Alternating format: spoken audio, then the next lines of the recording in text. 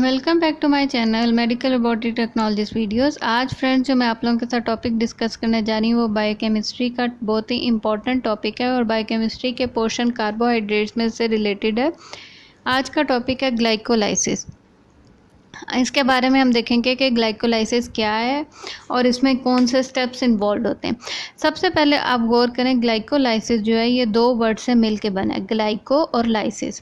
Glyco का क्या मतलब होता है? ग्लाइको का मतलब होता है ग्लूकोज और लाइसिस का मतलब क्या होता है? लाइसिस का मतलब होता है ब्रेक डाउन। तो यानी कि इसमें क्या होता है, ग्लाइकोलाइसिस में ब्रेक डाउन ऑफ ग्लूकोज होता है।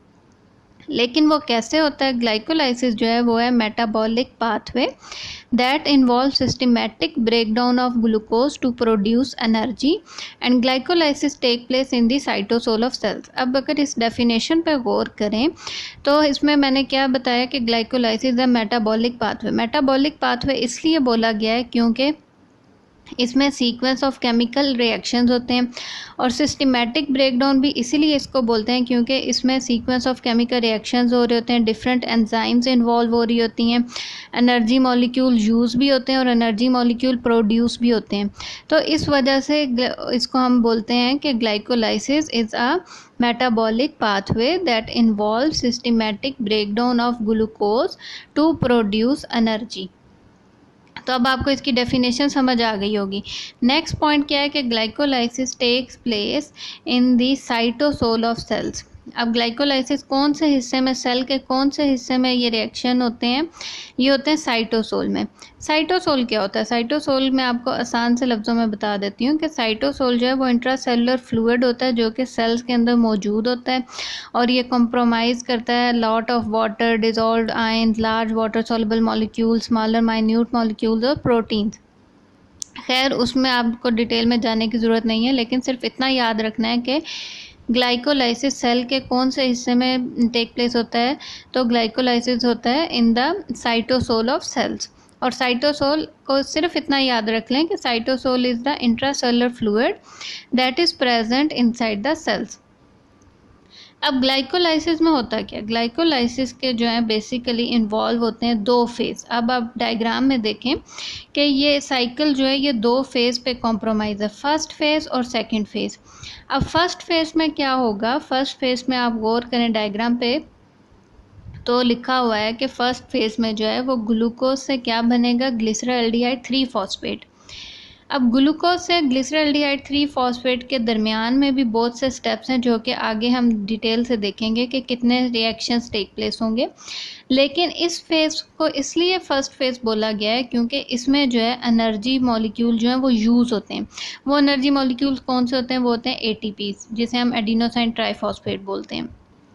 तो फर्स्ट फेज़ में जो है वो एनर्जी मॉलिक्यूल यूज़ होंगे क्योंकि फॉस्फेट का एडिशन हो रहा होता है और ग्लूकोज से क्या बनेगा? Product glyceraldehyde 3 phosphate. अब जो सेकंड फेज़ होता है, सेकंड फेज़ को भी हम देखेंगे।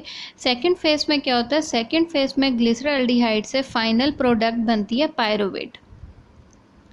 पायरुवेट क्या है? पायरुवेट जो है वो 3 कार्बन कंपाउंड है। अब जो बेसिकली ग्लाइकोलाइसिस की जो एंड प्रोडक्ट होती है वो पायरुवेट होती है, आपने याद रखना है। तो सेकंड फेज़ में क्या होगा? ग्लिसरॉल्डिहाइड 3 फॉस्फेट से पायरुवेट बनेगा और इसमें जो है एनर्जी मॉलिक्यूल्स प्रोड्यूस होंगे। वो एनर्जी मॉलिक्यूल्स कौन से होंगे? वो होंगे एटीपी और एनएडीएच। एटीपी जिसे हम एडिनोसाइन ट्राइफॉस्फेट बोलते हैं और एनएडीएच जिसे हम nicotine amide adenine dinucleotide hydride बोलते हैं। तो फर्स्ट फेज़ में ग्लाइकोलाइसिस के फर्स्ट फेज़ में एनर्जी यूज़ होती है जबकि सेकंड फेज़ में जो एनर्जी प्रोड्यूस होती है। और बेसिक पर्पस भी ग्लाइकोलाइसिस का यही होता है, एनर्जी प्रोड्यूस करना। अब ग्लाइकोलाइसिस का ओवरव्यू देखते हैं इसके रिएक्शंस में जाने से पहले। तो उसके ओवरव्यू में क्या है? इन ग्लाइकोलाइसिस 1 मॉलिक्यूल ऑफ ग्लूकोज जो कि क्या है 6 कार्बन कंपाउंड, वो is broken down into 2 molecule of pyruvate.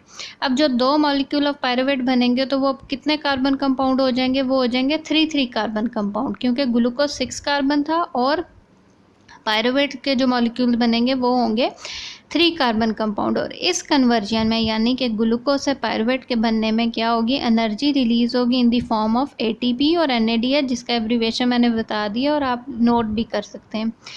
अब ये जो पायरुवेट प्रोड्यूस होता है इसका फर्दर यूटिलाइज़ किया जाता है ताकि डिफरेंट पाथवेज में, ताकि जो है बहुत ज़्यादा एनर्जी बॉडी के अंदर और प्रोड्यूस की जा सके। और ग्लाइकोलाइसिस का प्रोसेस मैंने बता दिया है कि ये 2 फेज़ में होता है। फर्स्ट फेज़ में जो है ग्लूकोज फर्स्ट कन्वर्ट होती है into molecule of glyceraldehyde 3 phosphate, और फर्स्ट फेज़ में जो है एनर्जी यूज़ होगी, और सेकंड फेज़ में जो है वो एनर्जी जो है वो प्रोड्यूस होगी। और किस तरह प्रोड्यूस होगी कि ग्लिसरॉल्डिहाइड जो है वो किस में कन्वर्ट होगा, फाइनल प्रोडक्ट जो है वो होगी पायरुवेट। तो ओवरव्यू भी आप देख लें कि इन glycolysis 1 molecule of glucose which is 6 carbon compound is broken down into 2 molecule of pyruvate which is 3 carbon compound, and in this conversion energy is released in the form of ATP, adenosine triphosphate, and NADH, and the pyruvate formed in is further utilized in various producing pathway that produce more energy। तो ये तो था basic overview और introduction. आगे हम देखेंगे इसके cycle के इस पूरे ग्लाइकोलाइसिस में कौन से रिएक्शन होते हैं, कौन सी एंजाइम्स यूज़ होती हैं, और मैं आपको की पॉइंट्स भी बताऊंगी कि किन पॉइंट से आपने स्टेप्स और एंजाइम्स को याद रखना है। तो आपको बहुत इजी हो जाएगा, अगर आप स्टेप्स याद रख लेंगे तो ऑटोमेटिकली आपको एंजाइम्स भी याद हो जाएंगी। अभी इतना सिर्फ स्टार्ट में क्या याद रखना है कि ग्लाइकोलाइसिस का मीनिंग क्या है, ब्रेकडाउन ऑफ ग्लूकोज, और कितने फेज़ में है, 2 फेज़ में है। फर्स्ट फेज़ में एनर्जी यूज़ होगी और ग्लिसरॉल्डिहाइड 3 फॉस्फेट बनेगा ग्लूकोज से, और सेकंड फेज़ में क्या होगा, सेकंड फेज़ में ग्लिसरॉल्डिहाइड 3 फॉस्फेट से क्या बनेगी प्रोडक्ट। ग्लाइकोलाइसिस जैसे बताया कि कब स्टार्ट होता है, ये तब शुरू होता है जब ग्लूकोज का मॉलिक्यूल साइटोसोल में एंटर हो जाता है, क्योंकि ग्लाइकोलाइसिस किधर टेक प्लेस करता है, साइटोसोल में। तो all begin with the molecule of glucose enter the cytosol. अब फर्स्ट रिएक्शन में क्या होता है, फर्स्ट रिएक्शन में ग्लूकोज जो है वो कन्वर्ट हो रहा है ग्लूकोज 6 फॉस्फेट में, और जो एंजाइम इस रिएक्शन को कैटालाइज करती है, इस रिएक्शन को स्पीड अप करती है, वो कहलाती है हेक्सोकाइनेज। यानी कि हेक्सोकाइनेज जो है वो एंजाइम जो है वो एक्ट करती है। हेक्सो जो बोलते हैं, हेक्सो का मतलब होता है 6, और काइनेज बोलते हैं ग्रुप ऑफ एंजाइम जो कि कैटालाइज करते हैं फॉस्फोराइलेशन रिएक्शन। फॉस्फोफोराइलेशन रिएक्शन इसको इसलिए बोलते हैं क्योंकि इसमें देख लें आप, फॉस्फेट का एडिशन हो रहा है इस रिएक्शन में। और इस रिएक्शन में आप एक और चीज़ नोट करें कि ग्लूकोज से ग्लूकोज 6 फॉस्फेट जो बन रहा है, इसमें एंजाइम तो हेक्सोकाइनेज है, दूसरा इसमें एटीपी जो है वो कन्वर्ट हो रहा है, यानी एटीपी इस्तेमाल हो रहा है क्योंकि वो यूज़ हुआ है टू कन्वर्ट द मॉलिक्यूल, और प्रोड्यूस क्या कर रहा है, एडीबी। तो इस रिएक्शन में यानी कि एक मॉलिक्यूल जो है वो एटीपी का यूज़ हो रहा है। जैसे हमने पहले बताया था कि फर्स्ट फेज़ में जो है वो एनर्जी मॉलिक्यूल यूज़ किया जाता है। तो फर्स्ट स्टेप क्या हुआ, ग्लूकोज कन्वर्ट हुआ ग्लूकोज 6 फॉस्फेट में, और इसमें एंजाइम कौन सी थी, हेक्सोकाइनेज, और इसमें जो है 1 मॉलिक्यूल ऑफ एटीपी यूज़ हुआ जो कि कन्वर्ट हुआ इनटू मॉलिक्यूल ऑफ एडीपी। अब नेक्स्ट स्टेप पे आप गौर करें, नेक्स्ट स्टेप क्या है, नेक्स्ट स्टेप में ग्लूकोज 6 फॉस्फेट जो हो रहा है वो कन्वर्ट हो रहा है किस आइसोमर में, किस में बन रहा है, वो बन रहा है फ्रुक्टोज 6 फॉस्फेट। अब फ्रुक्टोज 6 फॉस्फेट और जो एंजाइम इसमें इन्वॉल्व है वो एंजाइम है आइसोमेरेज, और ये सिंपल रिएक्शन होता है, इसमें और कोई एनर्जी मॉलिक्यूल यूज़ नहीं होता। ग्लूकोज से बना ग्लूकोज 6 फॉस्फेट, और ग्लूकोज 6 फॉस्फेट से क्या बना, फ्रुक्टोज 6 फॉस्फेट।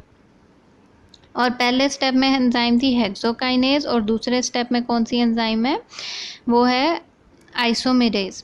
अब फ्रुक्टोज 6 फॉस्फेट से क्या बन रहा है, फ्रुक्टोज 6 फॉस्फेट से आगे बन रहा है फ्रुक्टोज 1,6 बिस फॉस्फेट, और एंजाइम कौन सी है, वो है फॉस्फोफ्रुक्टोकाइनेज। अब फ्रुक्टोज 6 फॉस्फेट से ही आप याद रख लें कि एंजाइम कौन सी होगी, एंजाइम होगी फॉस्फोफ्रुक्टोकाइनेज। अगर आप इसी स्टेप में जो प्रोडक्ट बनी है इसका थोड़ा सा उल्टा कर लें, यानी कि फॉस्फो को पहले ले लें और फ्रुक्टो को बाद में ले लें, और एंजाइम का काइनेज अटैच कर लें, तो इस रिएक्शन में आप याद रखें कि फ्रुक्टोज 6 फॉस्फेट के बाद जो एंजाइम यूज़ हो रही है वो यूज़ हो रही है फॉस्फोफ्रुक्टोकाइनेज। और इधर देखें, इधर भी एक एटीपी मॉलिक्यूल यूज़ हो रहा है और वो कन्वर्ट हो रहा है एडीपी में। अब फ्रुक्टोज 6 फॉस्फेट से कौन सी एंजाइम बनी, प्रोडक्ट नेक्स्ट बनी है, वो बनी है फ्रुक्टोज 1,6 बिस फॉस्फेट। अब फ्रुक्टोज 1,6 बिसफॉस्फेट में जो है वो आगे से स्प्लिट होगा दो मॉलिक्यूल्स में, और ये दो मॉलिक्यूल जो होंगे ये 3 कार्बन कंपाउंड होंगे। अब वो कौन से हैं? ग्लिसरल्डिहाइड 3 फॉस्फेट और डाईहाइड्रोक्सीजिन एसीटोन फॉस्फेट। और एंजाइम जो इन्वॉल्व हो रही है इस रिएक्शन में वो एंजाइम है एल्डोलेज। तो अब ये जो दो प्रोडक्ट हैं ये ऑलमोस्ट जो होती हैं ये इक्वल होती हैं, इनकी प्रॉपर्टीज़ भी इक्वल होती हैं, लेकिन ग्लाइकोलाइसिस में फर्दर जो यूज़ होगी प्रोडक्ट वो यूज़ होगी ग्लिसरल्डिहाइड 3 फॉस्फेट। उससे आगे फर्दर जो है वो सेकंड फेज स्टार्ट होगा। अब ये था फर्स्ट फेज। फर्स्ट फेज में आप देख लें energy molecule, 2 ATP molecule use हुए हैं, और प्रोडक्ट्स क्या बनी? ग्लूकोज से ग्लूकोज 6 फॉस्फेट, ग्लूकोज 6 फॉस्फेट से फ्रुक्टोज 6 फॉस्फेट, फिर फ्रुक्टोज 6 और फ्रुक्टोज 6 फॉस्फेट से बनी फ्रुक्टोज 1,6 बिसफॉस्फेट, और उससे बनी दो प्रोडक्ट ग्लिसरल्डिहाइड 3 फॉस्फेट और डाईहाइड्रोक्सी एसीटोन फॉस्फेट। तो ये था फर्स्ट फेज। और एंजाइम्स कौन सी यूज हुई? हेक्सोकाइनेज, आइसोमेरेज और फॉस्फोफ्रुक्टोकाइनेज और एल्डोलेज। और ग्लूकोज से ग्लूकोज 6 फॉस्फेट जब बना तब एटीपी मॉलिक्यूल यूज हुआ, और फ्रुक्टोज 6 फॉस्फेट से जब फ्रुक्टोज 1,6 बिसफॉस्फेट बना तब एटीपी मॉलिक्यूल जो है वो यूज हो रहा है। तो ये हो गया फर्स्ट फेज। और अब फर्स्ट फेज का एंड प्रोडक्ट क्या है जो कि ग्लाइकोलाइसिस में यूज़ होगी? वो है ग्लिसरल्डिहाइड 3 फॉस्फेट। और ग्लिसरल्डिहाइड 3 फॉस्फेट के बाद जो है नेक्स्ट जो फेज़ है, सेकंड फेज़ जो है वो स्टार्ट होगा। तो ये तमाम रिएक्शंस जो हैं ये हैं ग्लाइकोलाइसिस की फर्स्ट फेज़ के, जिसमें 2 एटीपी मॉलिक्यूल जो हैं वो यूज़ हो रहे हैं। अब नेक्स्ट जो है वो है, अब चलते हैं सेकंड फेज़ की तरफ। सेकंड फेज़ की जो फर्स्ट प्रोडक्ट है वो है ग्लिसरल्डिहाइड 3 फॉस्फेट, जो कि हमें फर्स्ट फेज़ से मिली। अब ग्लिसरल्डिहाइड 3 फॉस्फेट से जो प्रोडक्ट बनेगी वो बनेगी 1,3 बिसफॉस्फोग्लिसरेट। अब इधर से ही आप याद रखें कि जो इसमें एंजाइम होगी इसके नाम से याद रख लें, ग्लिसरल्डिहाइड 3 फॉस्फेट, उसके आगे आपने डीहाइड्रोजिनेज लगा देना है। तो वो एंजाइम जो है वो इस रिएक्शन को कैटालाइज करेगी और क्या बनेगा? 1,3 बिसफॉस्फोग्लिसरेट। अब इस प्रोडक्ट के साथ ही इसमें रिएक्शन में क्या हो रहा है? इस रिएक्शन में एंजाइम तो ग्लिसरल्डिहाइड 3 फॉस्फोडिहाइड्रोजिनेज यूज़ हो रही है, लेकिन इसमें एक फॉस्फेट ग्रुप का एडिशन हो रहा है, वो यूज़ हो रहा है, और एक एनर्जी मॉलिक्यूल प्रोड्यूस हो रहा है NAD से NADH, जो कि फर्दर जो है डिफरेंट एनर्जी रिएक्शंस में यूज़ होता है, इलेक्ट्रॉन ट्रांसपोर्ट चेन रिएक्शन में यूज़ होता है। तो ग्लिसरल्डिहाइड 3 फॉस्फेट से क्या बनेगा? ग्लिसरल्डिहाइड 3 फॉस्फेट से बनेगा 1,3 बिसफॉस्फोग्लिसरेट। अब 1,3 बिसफॉस्फोग्लिसरेट से आगे क्या बनेगी? 1,3 बिसफॉस्फोग्लिसरेट से नेक्स्ट प्रोडक्ट जो बनेगी वो बनेगी 3 फॉस्फोग्लिसरेट। अब 1,3 बिसफॉस्फोग्लिसरेट से आप एंजाइम याद रख लें कि फॉस्फोग्लिसरेट, यानी कि इसका बेस काट दें तो फॉस्फोग्लिसरेट और काइनेज एंजाइम का नाम है, ये लगा दें तो ये एंजाइम इस रिएक्शन में यूज़ होगी। फॉस्फोग्लिसरेट काइनेज एंजाइम इस रिएक्शन को कैटालाइज करेगी, और 1,3 बिसफॉस्फो से क्या बनेगा? 3 फॉस्फोग्लिसरेट। अब आप 1 हटा दें, बिस हटा दें, तो नेक्स्ट प्रोडक्ट क्या रह जाएगी? 3 फॉस्फोग्लिसरेट। आप इस तरह जो है वो एक शॉर्ट मतलब की पॉइंट रख के याद कर सकते हैं। और इसमें क्या बनेगा? इसमें एक एटीपी एनर्जी मॉलिक्यूल प्रोड्यूस होगा। आप देख लें एडीपी से क्या बन रहा है? एटीपी। अब जो नेक्स्ट रिएक्शन है 3 फॉस्फोग्लिसरेट से जो नेक्स्ट बन रही है वो बन रही है 2 फॉस्फोग्लिसरेट, यानी कि 3 में से 1 माइनस कर दें तो नेक्स्ट स्टेप क्या हो जाएगा? उसमें प्रोडक्ट जो बन रही है वो बन रही है 2 फॉस्फोग्लिसरेट, और जो एंजाइम इस रिएक्शन को कैटालाइज करेगी वो है फॉस्फोग्लिसरेट म्यूटेज। अब पहले आपने याद रख लेना कि फॉस्फोग्लिसरेट काइनेज था, और नेक्स्ट एंजाइम जो हो गई वो होगी फॉस्फोग्लिसरेट म्यूटेज। अब जो प्रोडक्ट बनी वो बनेगी 2 फॉस्फोग्लिसरेट। अब 2 फॉस्फोग्लिसरेट से जो नेक्स्ट रिएक्शन होगा और प्रोडक्ट बनेगी वो बनेगी फॉस्फोइनोल पायरुवेट, और इस इनोल से आप याद रख लें जो एंजाइम है वो इनोलेज इस रिएक्शन को कैटालाइज करेगी, और इसमें एक मैग्नीशियम आयन जो है वो यूज़ होगा, तो फॉस्फोइनोल पायरुवेट बनेगी। और फॉस्फोइनोल पायरुवेट से लास्ट प्रोडक्ट, फाइनल प्रोडक्ट जो ग्लूकोज से बन रही है वो बन रही है पायरुवेट 3 कार्बन कंपाउंड, जिसमें 2 मॉलिक्यूल्स ऑफ पायरुवेट प्रोड्यूस होंगे, और एंजाइम जो होगी वो होगी पायरुवेट काइनेज, और इस रिएक्शन में भी एक एटीपी मॉलिक्यूल प्रोड्यूस होगा, दो एनर्जी मॉलिक्यूल इसमें प्रोड्यूस हो रहा है। तो अब सेकंड फेज में आप गौर करें, सेकंड फेज में एक NADH मॉलिक्यूल प्रोड्यूस हुआ, 2 ATP मॉलिक्यूल प्रोड्यूस हुए, और एंजाइम्स जो यूज़ हो रही हैं वो हो रही हैं, आप प्रोडक्ट के नाम से ही एंजाइम को जो है वो याद रख सकते हैं। थोड़ी सी प्रैक्टिस करेंगे तो आपको याद हो जाएगा कि ग्लिसरल्डिहाइड 3 फॉस्फेट से 1,3 बिसफॉस्फोग्लिसरेट बना। तो एंजाइम कौन सी यूज़ हुई? ग्लिसरल्डिहाइड 3 फॉस्फोडिहाइड्रोजिनेज। और 1,3 बिसफॉस्फोग्लिसरेट से 3 फॉस्फोग्लिसरेट बना, तो एंजाइम कौन सी यूज़ हुई? Phosphoglycerate kinase. और 3 फॉस्फोग्लिसरेट से 2 फॉस्फोग्लिसरेट बना, तो एंजाइम कौन सी यूज़ हुई? फॉस्फोग्लिसरेट म्यूटेज। और फॉस्फोइनोल पायरुवेट से पायरुवेट बना, तो एंजाइम कौन सी यूज़ हुई? Pyruvate kinase. तो ये था सेकेंड फेज। अब आपको समझ आ गई होगी, फर्स्ट फेज में मैंने बताया था एनर्जी मॉलिक्यूल यूज़ हुए थे और ग्लूकोज। तो आई होप आपको समझ आ गया होगा कि ग्लाइकोलाइसिस के क्या फ़ेज़ हैं, first phase, second phase, first phase में क्या स्टेप्स हैं, सेकंड फेज़ में क्या स्टेप्स हैं। एक दो दफ़ा आप इस वीडियो को जब देखेंगे तो आपको और अच्छी तरह ये स्टेप्स जो हैं वो याद हो जाएंगे, प्रैक्टिस करेंगे तो याद हो जाएंगे। तो और आई होप कि आपको ईजी भी लगेगा ये लेक्चर। फिर मिलेंगे एक नए लेक्चर के साथ। अगर कोई नया टॉपिक हो तो कमेंट्स में ज़रूर मेंशन करें। और थैंक यू सो मच, अपना बहुत ख्याल रखिए।